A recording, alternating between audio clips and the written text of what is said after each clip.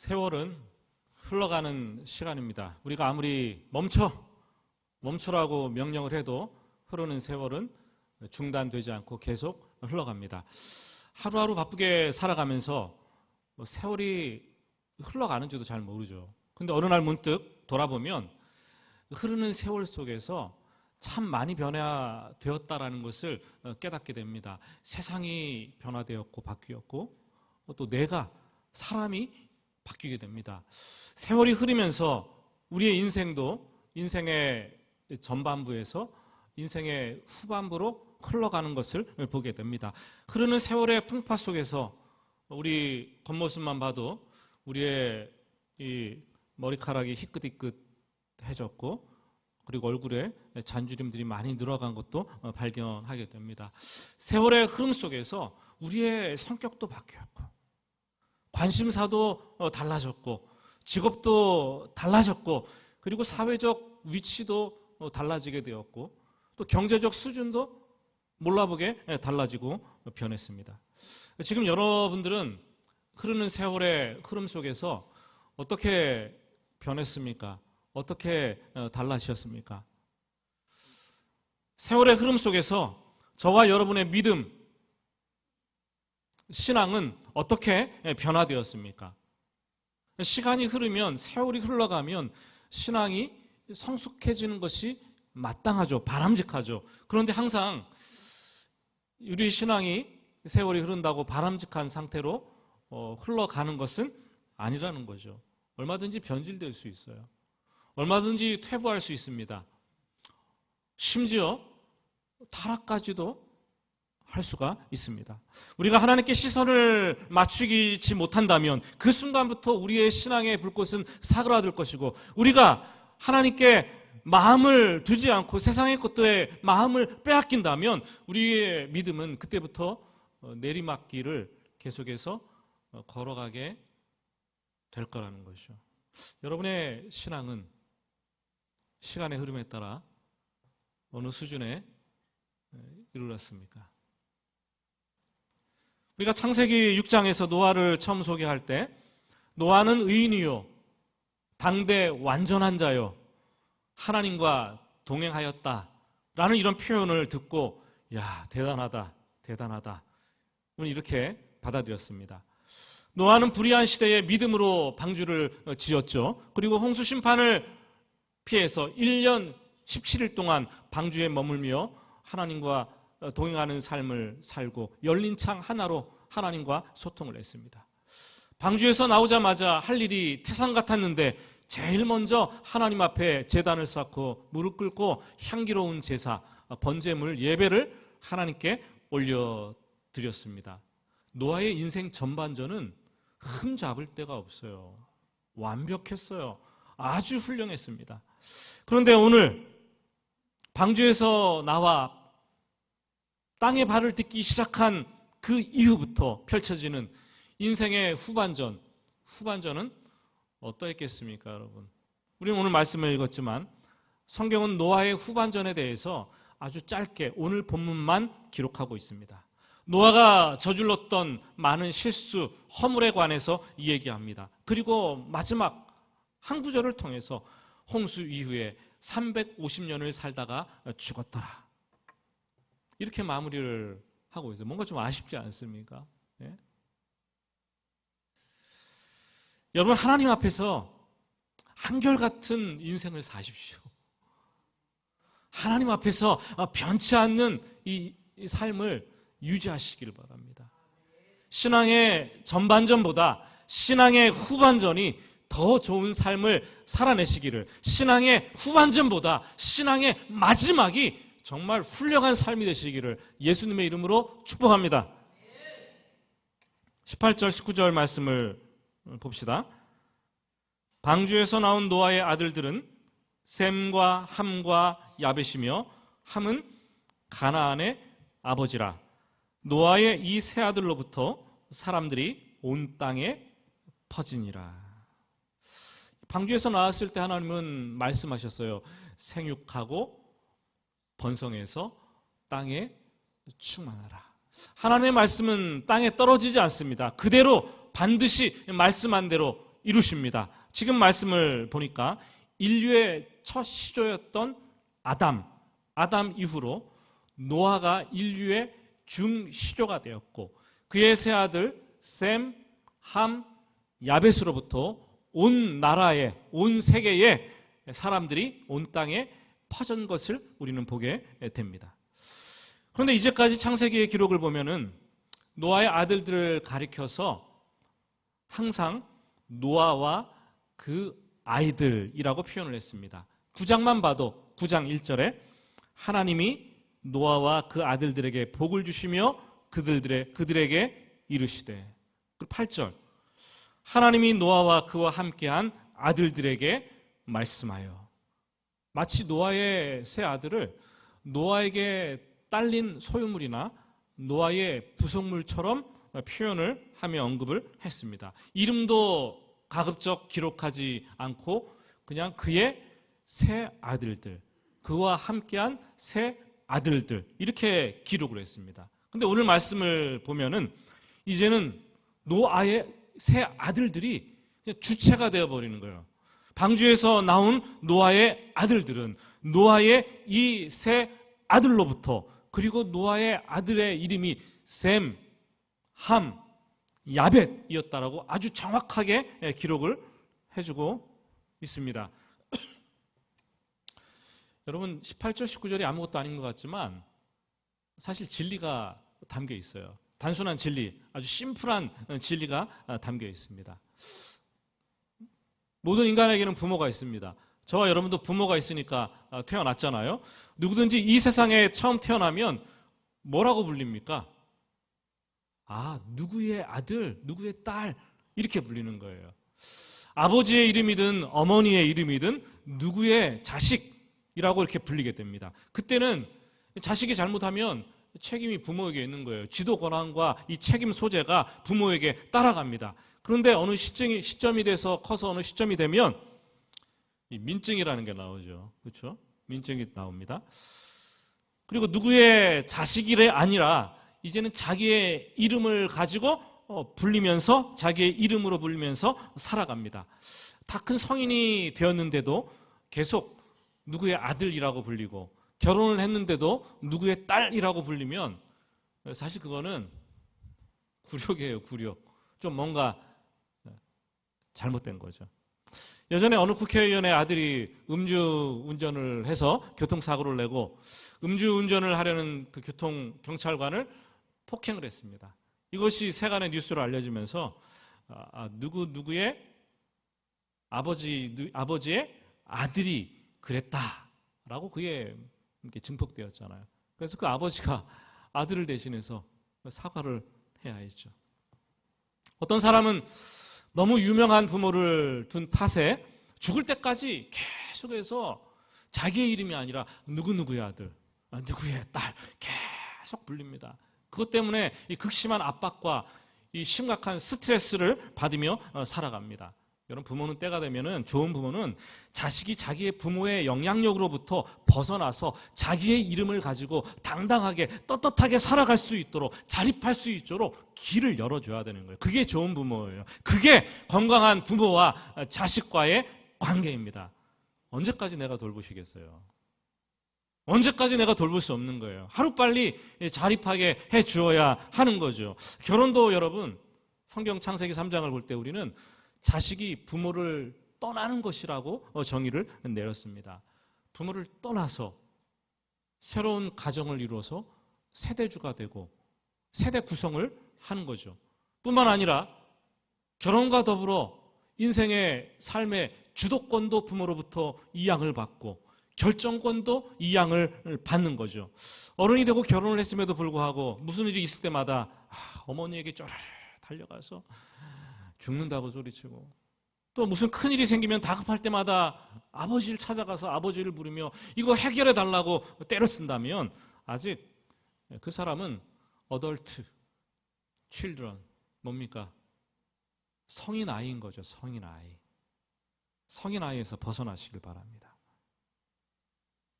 집이든 경제적 상황이든 어떤 결정권이든 신앙의 영역도 마찬가지입니다. 부모에게 벗어나서 이 홀로서기를 해야 돼요. 자기 이름을 가지고 살아가야 되는 거죠. 그리고 시간이 많이 지나서 내가 중년이 되고 부모님이 연로하시게 되었을 때는 관계가 뒤바뀌는 거예요.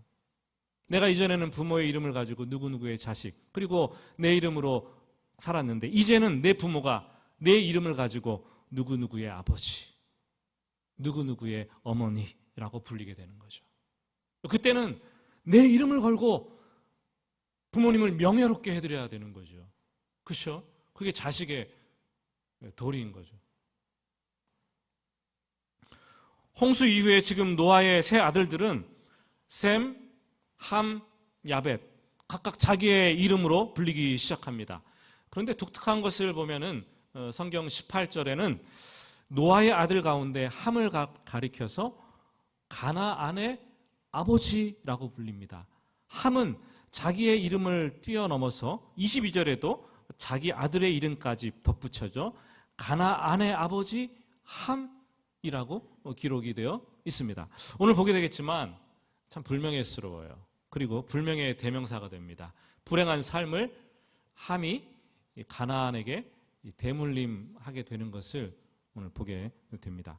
20절과 21절 말씀 우리 한번 같이 20절, 21절 읽어보겠습니다. 노아가 농사를 시작하여 포도를 심었더니 포도주를 마시고 취하여 그 장막 안에서 벌거 벗은지라. 홍수 심판 이후에 폐허가 지나갔습니다. 그리고 홍수 심판의 무서운 기억, 트라우마로 노아에게 쌓였을 거예요. 이 트라우마도 점점 사라져갔습니다. 얼마나 시간이 지났을까요? 다시는 물로 심판하지 않겠다는 하나님의 무지개 언약 아래 이 노아와 노아의 가족들은 평화롭게 목가적인 풍경을 그려내며 농사를 짓고 살아가기 시작합니다. 그런데 문제는 평화로울 때 문제예요. 항상 평화로울 때 문제가 발생합니다. 다윗도 주위의 적들을 평정하고 태평성대를 이루었을 때 그 평화로울 때 음란죄를 짓고 간음죄를 저지른 것을 우리는 보게 됩니다. 항상 느끼는 것은 평화 속에 위험의 씨앗이 들어 있습니다. 여러분 가정이 평안하시다고요? 교회가 왜 이렇게 평안하냐 생각이 되십니까? 가정과 교회는 영적 최전방, 최일선에 서 있는 곳인데 너무 평화로우면 이상한 거예요. 그럴수록 똑똑한 부모들은 더 깨어서 기도하고 더 깨어서 부르짖습니다. 위기의 순간이 도래했을 때 부르짖는 것은 어리석은 부모가 하는 짓이에요. 정말 평화로울 때 더 깨어서 기도하고 더 깨어서 하나님께 부르짖는 그 모습을 가지게 되는 거죠. 노아가 포도나무를 심었습니다. 그리고 포도 열매를 수확해서 뭘 만들었겠습니까? 포도주를 만들었어요. 그리고 포도주를 만드니까 마셔야죠. 마시고 취해서 그 장막 안에서 벌거벗고 수치를 드러내게 됩니다. 우리는 성경을 읽으면서 술 마시고 취해서 벌거벗고 드러놓은 게 뭐 그리 큰 수치냐, 뭐 또 그리 큰 사건이라고 성경에 이렇게 기록되어 있느냐, 뭐 그냥 간단히 질문도 할 수 있을 것 같아요.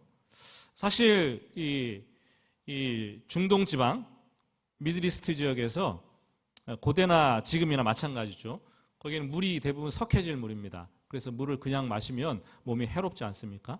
그래서 포도 농사가 잘 되기 때문에 포도나무 농사를 지어서 포도주를 만들고 그것을 음료수 대용으로 사용을 합니다. 식사를 할 때도 자연스럽게 그래서 음료수 대신 포도주를 마십니다. 성경에도 이 바울 사도가 젊은 디모데에게 디모데전서 5장 23절 보니까 이렇게 권면했습니다. 이제부터는 물만 마시지 말고 내 위장과 자주 나는 병을 위하여 포도주를 조금씩 쓰라. 하지만 술이 얼마나 흉악한 괴물인가요? 술이 있는 곳에는 언제나 사람의 실수와 사람의 타락과 사람의 범죄가 따라다닙니다. 그래서 아들에게 주는 이 아버지의 교훈, 잠언의 술장이라고 하는 잠언 23장 31절부터 35절 보면 술에 대해서 특히 이 포도주에 대해서 이렇게 얘기를 하고 있습니다. 한번 볼까요? 포도주는 붉고 잔에서 번쩍이며 순하게 내려가나니 너는 그것을 보지도 말지어다. 그것이 마침내 뱀같이 물 것이요 독사같이 쏠 것이며 또 내 눈에는 괴이한 것이 보일 것이요 내 마음은 구부러진 말을 할 것이며 너는 바다 가운데 누운 자 같을 것이요 돛대 위에 누운 자 같을 것이며 네가 스스로 말하기를 사람이 나를 때려도 나는 아프지 아니하고 나를 상하게 하여도 내게 감각이 없도다. 내가 언제나 깰까 다시 술을 찾겠다 하리라. 여러분, 인류는 술 때문에 수많은 문제를 야기시켜 왔습니다. 각종 범죄와 사회적 무리가 거의 8, 90%술 때문에 일어납니다. 요즘 또 음주운전으로 이 문제가 사회적 이슈가 되고 있는데요. 음주운전 때문에 무고한 사람들이 자꾸 그냥 죽어나가는 거예요. 그 가족들은 얼마나 마음이 안타깝겠습니까? 근데 왜 또 술을 마시고서는 술을 마셨어요 그래야지 왜 안 마셨다고 또 거짓말을 합니까? 다른 사람 또 이렇게 갖다 붙입니까 거기다가? 술 때문에 한순간에 정신 못 차리고 한순간의 실수로 완전 인생의 나락으로 떨어지는 사람들이 우리 사회에 너무나 많아요. 우리 사회가 조금 더 술에 대한 경각심을 가져야 될 거라고 생각을 하고 있습니다.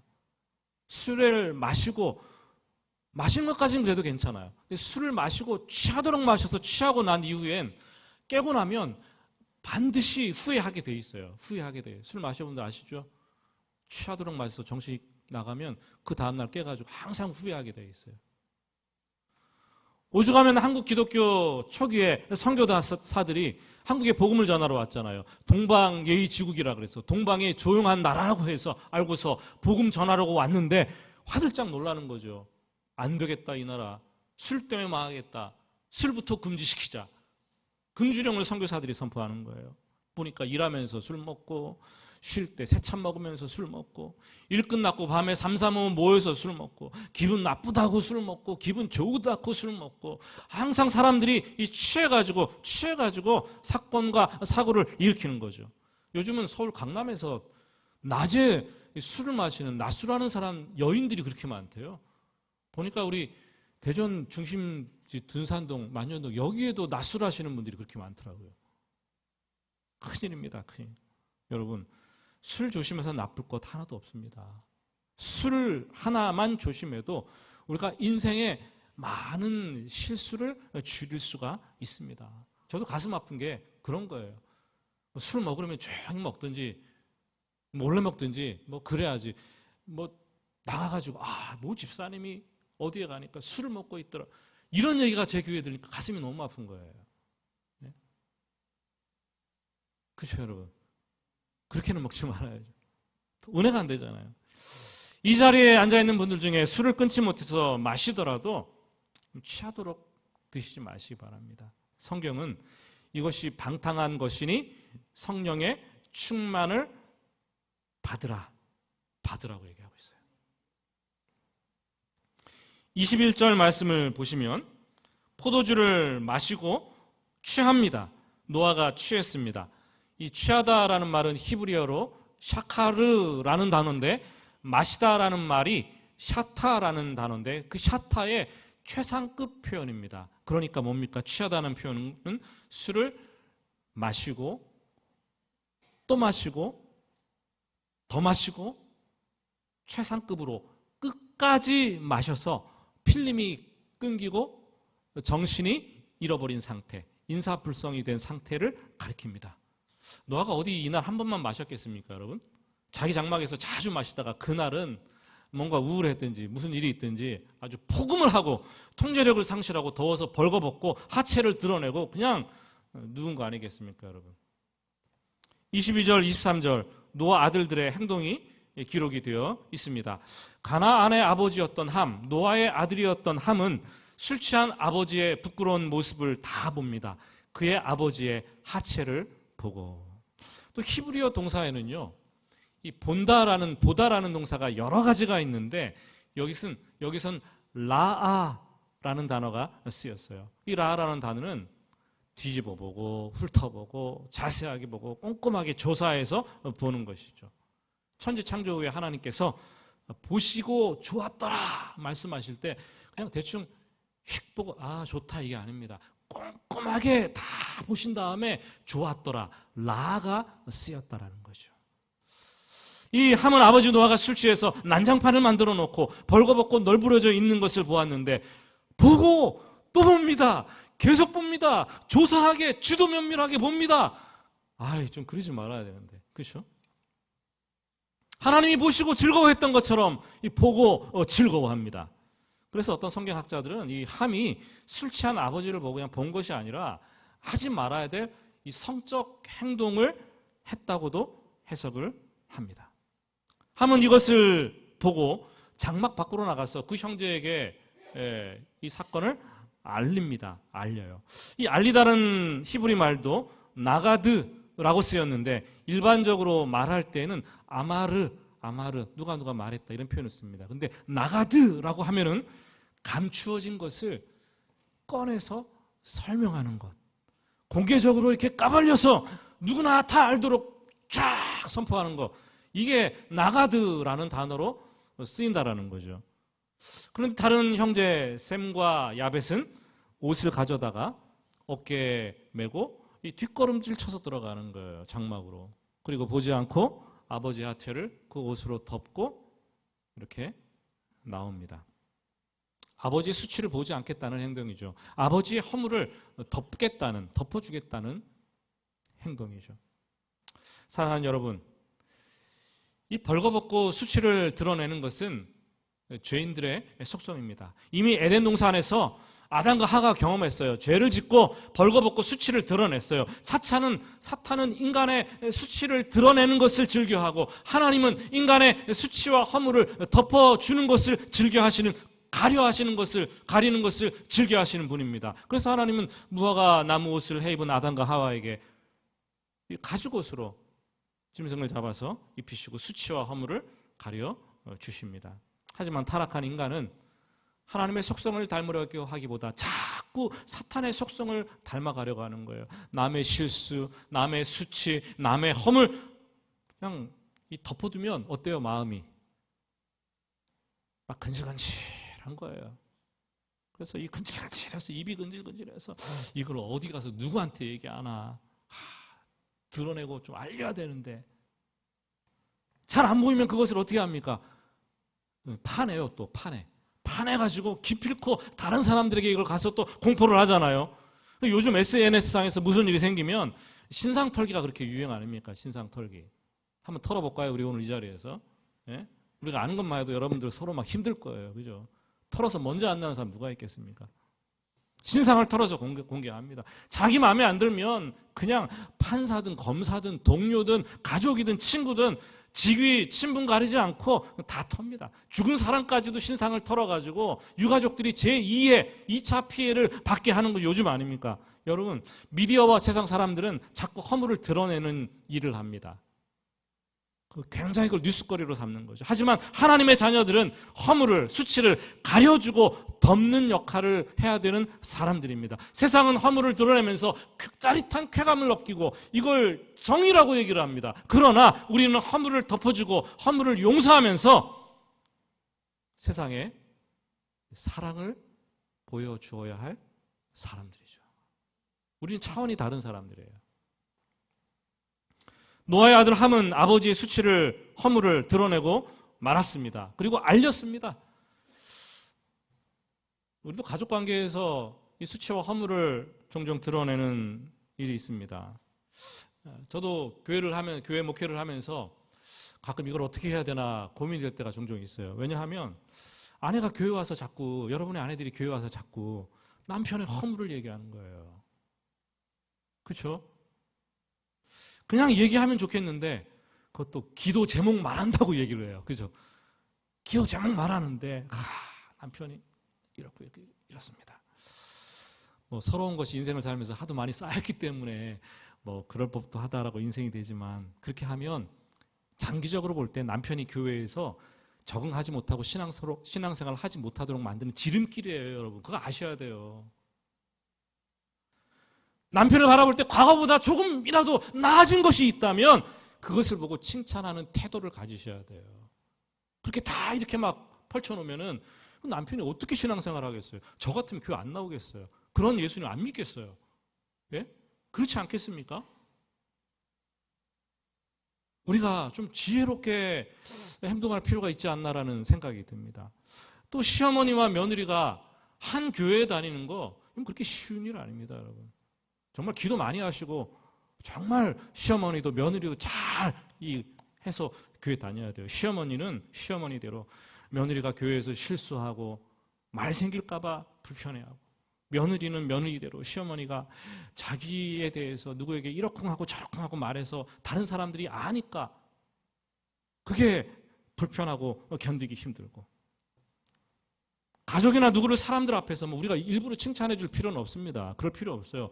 그렇지만 될 수 있는 대로 우리가 남의 가족들의 허물을 얘기하는 것, 뒷니 얘기, 아니 속 이야기까지 하는 것, 그것은 하지 말아야 하는 거죠. 그게 지혜로운 성도입니다. 성도예요.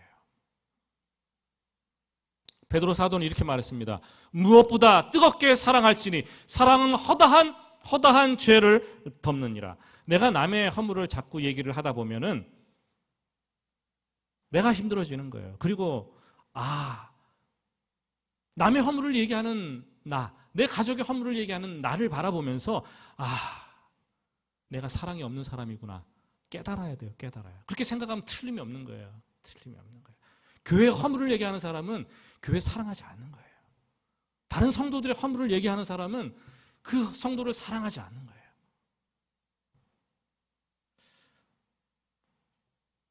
찬송하고 복음을 전해야 될 입술로 남의 허물을 드러내지 않기를 바랍니다. 그래서 야고보 사도도 한 입에서 찬송과 저주가 나는도다. 내 형제들아 이것이 마땅하지 아니하니라. 한 가지만 하라는 거야. 한 가지만. 두 가지 하지 말고. 오늘 찬송 부르고 열심히 기도하고 막 손들고 말씀 읽다가 돌아서 가지고 남의 허물 얘기하지 말라는 거예요. 예? 목장에서도 그렇게 허물 얘기하지 마세요. 사랑이 없는 사람들이 하는 짓이에요. 그거는.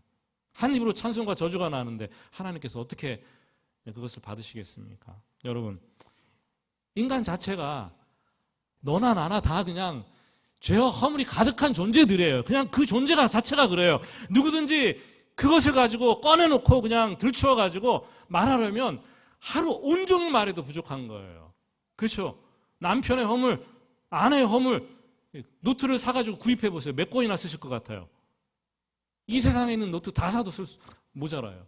그렇죠? 사랑이란 허물을 덮어주는 것입니다. 예수님께서도 십자가에서 자기의 피로 우리의 죄와 허물을 다 덮어주셨어요. 덮어주셨어요.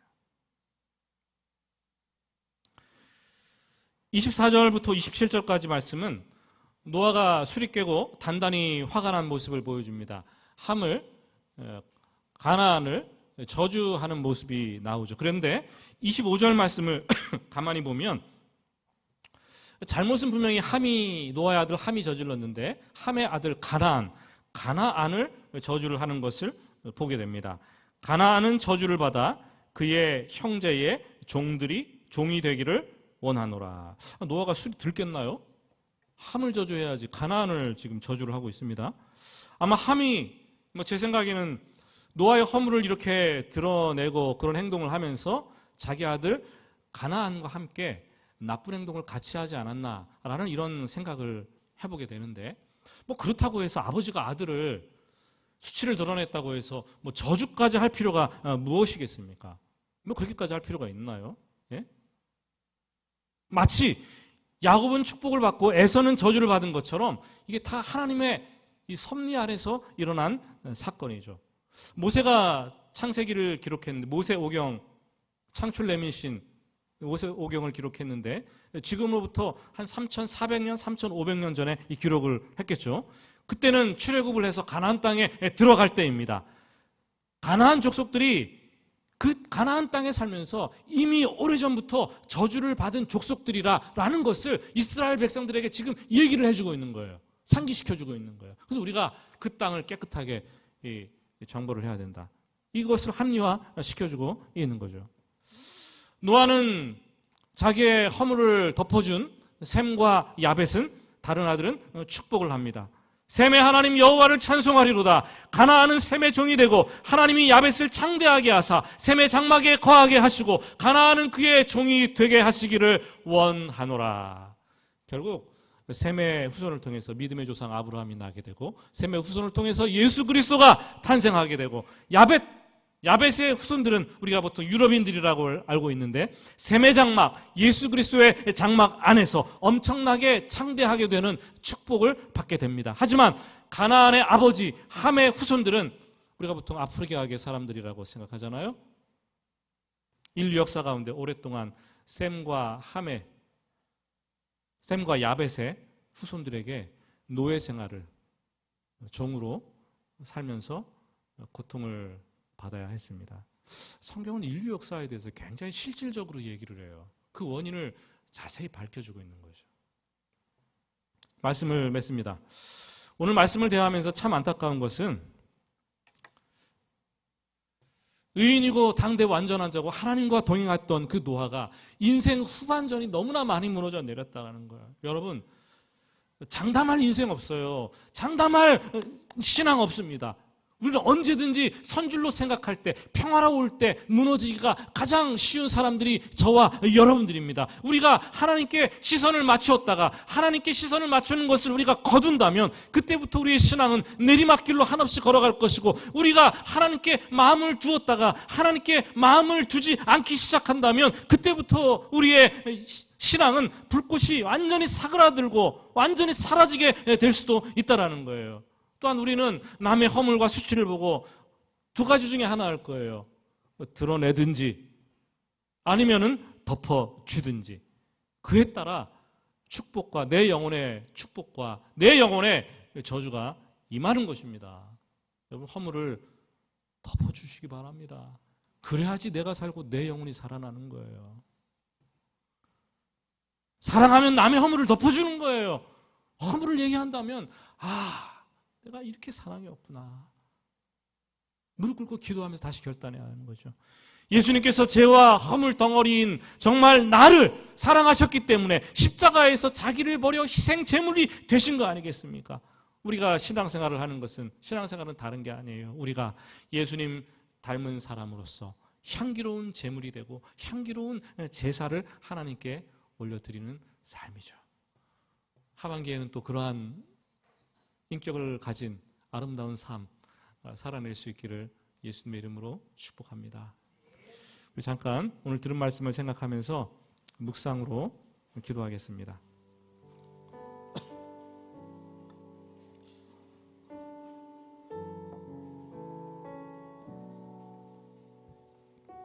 인생의 전반전에 서 있습니까? 인생의 후반전에 서 있습니까? 세월이 흐를수록 점점 더 존경받는 인격의 사람, 세월이 흐를수록 점점 더 깊어지는 신앙의 사람이 되게 하여 주시옵소서.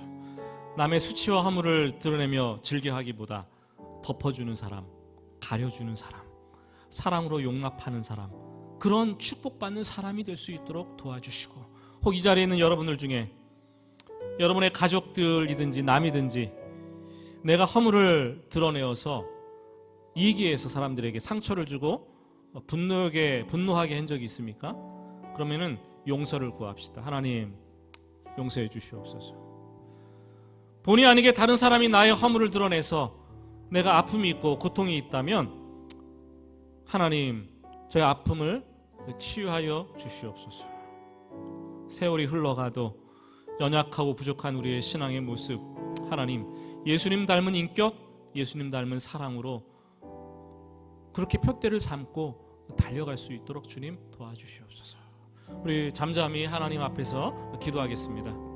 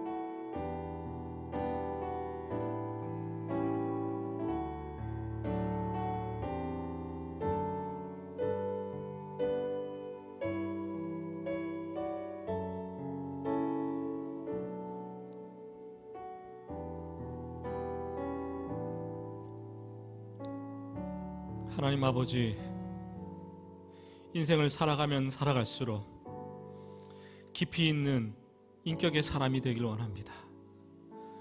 인생을 살아가면 살아갈수록, 세월이 흐르면 흐를수록 점점 더 깊어지는 신앙을 가진 사람 될 수 있도록 주님 도와주시옵소서. 수치를 드러내고 허물을 드러내면서 내가 그보다 낫고 즐거움을, 만족감을 느꼈다면 하나님 이제는 덮어주고 가려주고 사랑으로 용납하는 사랑의 사람, 축복받을 사람이 되게 하여 주시옵소서. 허물을 드러내서 상처를 주었다면 용서하여 주시고, 허물 때문에, 드러난 허물 때문에 고통과 아픔을 받았다면 하나님 치유와 회복을 허락하여 주시옵소서. 예수 그리스도만 우리의 삶의 이정표로 삼고, 예수 그리스도의 십자가만 우리 삶의 표대로 삼고 달려가는 인생, 달려가는 신앙생활 될 수 있도록 축복하여 주시옵소서. 예수님의 이름으로 기도드립니다. 아멘.